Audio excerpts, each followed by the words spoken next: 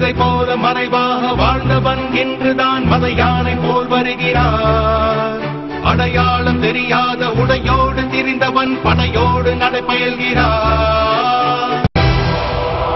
பகை என்ன வந்தாலும் பதறாதவன், பதவிகள் தடுத்தாலும் பணியாதவன், ஊர் கூடி எதிர்த்தாலும் மிரளாதவன், ஒற்றையாய் பல பேரை வதம் செய்தவன். எதிரிகள் எவரென்று எண்ணாதவன், தோல்வியின் விளிம்பிலும் குபடாதவன், விலை என்ன தந்தாலும் படையாதவன், எளிமைக்கு இவன் என்று